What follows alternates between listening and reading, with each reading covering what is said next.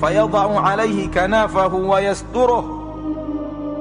Sesungguhnya Allah tabaraka wa taala akan mendekatkan seorang mukmin pada saat hari berhisab, di mana semua hadir, yang pernah hidup di dunia hadir, malaikat-malaikat Allah hadir. Wa jaa rabbuka wal malaku saffan saffa, dan Rabbmu datang, malaikat sudah berbaris-baris. Pada hari itu dipanggil satu persatu, satu persatu dipanggil menghadap Allah. Ini dia makna menghadap Allah, untuk dihisab oleh Allah. Nabi mengatakan innallaha yudnil mu'min, Allah mendekatkan orang mukmin, wa yadha'u 'alaihi kanafah, dan meletakkan penutupnya, tirai pembatas, yasturuhu, yang akan menutup mukmin itu, sehingga hanya ada dia dan Rabbnya. Apa yang Allah katakan kepada mukmin, penduduk mahsyar tidak ada yang tahu. Apa jawaban mukmin kepada Allah, penduduk mahsyar tidak ada yang tahu, karena Allah telah menurunkan kanafa, menurunkan penutupnya. Apa maknanya di sini yang bisa kita ambil? Yang maknanya kita ambil di sini hanya kita dan Allah. Maka latihanlah untuk hanya antum dan Allah, hanya antum dan Allah. Latihan untuk mencari waktu untuk beribadah yang ada hanya antum dan Allah. Rajinlah sembunyikan amal saleh. Rajinlah sholat tahajud di malam hari, karena ketika antum tahajud hanya ada antum dan Allah, di mana semua manusia tidak tahu apa yang antum kerjakan. Rajin baca Al-Quran di kesendirian. Semangat membaca Al-Quran ketika sendiri. Ketika antum sendiri, hanya antum dan Allah. Ada saatnya nanti di akhirat hanya antum dan Allah. Maka latihan di dunia, saudaraku. Jangan kita hanya beramal ketika ada orang. Setelah orang tidak ada, kita pun tinggalkan amal itu. Kalau ataupun kita kerjakan amal di saat orang tidak ada, kita bermalas-malasan. Tidak seperti semangat kita ketika ada orang lain. Latihanlah, perbanyaklah amalan yang hanya antum dan Allah, agar ketika nanti dipanggil menghadap Allah, Allah turunkan kanaf. Karena kita sudah rajin di dunia menghadapnya sendiri, maka ia panggil kita pun sendiri. Kemudian Allah berkata kepadanya, ata'rifu dzamba kadza, apakah engkau tahu dosamu yang ini? Ata'rifu dzamba kadza, apakah kamu tahu dosamu yang ini? Allah sebut dosa-dosa kita, saudaraku. Allah yang menyebutnya kepada kita, tidak menunggu laporan malaikat. Apakah kamu pernah melakukan ini? Apakah kamu masih ingat dosa yang ini, dosa yang ini, dosa yang ini? Dan berapa dosa kita?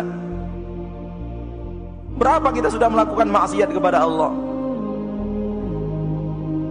Fayaqul, ketika itu dia, seorang mukmin mengatakan, na'am, ay Rabbi, benar wahai Rabbku, benar wahai Rabbku.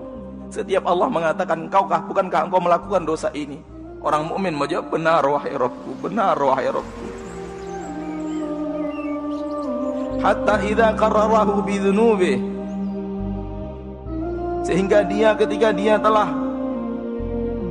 menyampaikan dan mengakui dosa-dosanya, wa ra'a fi nafsihi annahu halak, dan dia sudah yakin dan merasa di dalam dirinya dia akan hancur dan binasa. Kenapa? Karena terlalu banyak dosa yang Allah sebutkan kepadanya. Terlalu banyak dosa kita yang disebut oleh Allah. Kalau ini adalah nasib kita, maka orang mukmin merasa dirinya sudah hancur. Di saat dia sudah merasa hancur karena terlalu banyak dosa yang Allah sebutkan kepadanya, Allah berkata, satartuha alaika fid dunya, Aku telah menutup dosa-dosamu itu dari pandangan manusia di dunia, sehingga orang lain tidak tahu atas dosa yang kamu lakukan. Satartuha 'alaika fid dunya, aku tutup dosamu itu di dunia. Wa ana aghfiruha lakal yaum, pada hari ini aku ampuni dosa-dosamu itu. Ya akhi, antum berbuat maksiat, kita berbuat maksiat, dan orang tidak tahu bukan karena kita pandai menyimpannya, namun murni karena Allah menutupnya.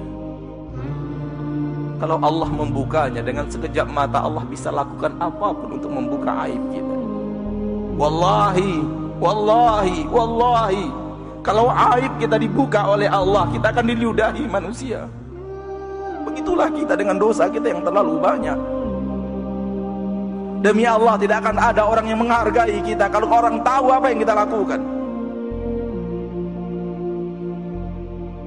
Namun Allah pengasih dan penyayang, yang menyayangi kita dengan menutup aib-aib kita. Maka jangan pernah merasa menjadi manusia suci.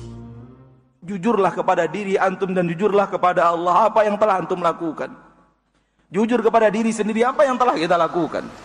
Dan bagaimana kalau yang kita lakukan itu orang tahu, Allah bukakan. Demi Allah, kita tidak tahu di mana mata kita ini harus, kemana wajah kita harus kita sembunyikan.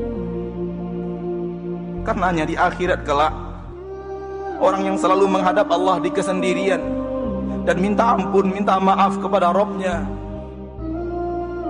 mereka lah yang akan mendapatkan apa yang dikatakan Rasulullah SAW dalam hadis yang sahih dari Imam Bukhari dan Muslim ini. Allah panggil menghadap, Allah turunkan penutup, hanya Dia dan Rabb-Nya. Hanya Dia dan Rabb-Nya.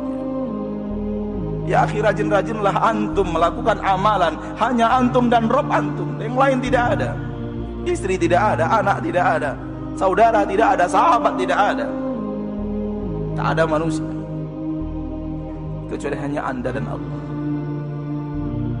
Supaya di akhirat itu yang Allah akan lakukan kepada kita. Rajin-rajinlah minta ampun di dunia, supaya di akhirat benar-benar ketika kita minta maaf kepada Allah, Allah maafkan dosa dan kesalahan kita. Nabi melanjutkan, wa ammal kafir, adapun orang kafir, wal munafiqun, dan orang-orang munafik, fayaqulul ashhad, berkata saksi-saksi, mereka tidak diturunkan penutup, dikata saksi-saksi, haula illadzina kadzabu ala rabbihim, mereka orang-orang yang telah mendustakan Rabb mereka. Ala la'natullahi 'alal zalimin, ketahuilah bahwa laknat Allah untuk orang-orang yang zalim. Orang zalim, orang musyrik, orang kafir, orang munafik, yang benar-benar munafik, tidak diturunkan penutup. Allah menyampaikan kepadanya dosa-dosanya di hadapan orang ramai. Dan bukan orang ramai seramai ini, dari mulai manusia pertama Nabi Adam sampai manusia terakhir yang mati dengan datangnya hari kiamat. Mau kita letakkan di mana wajah kita ketika itu? Kalau kita yang mengalami, na'udzubillahi min dzalik. Maka lakukanlah di dunia. Lakukan di dunia.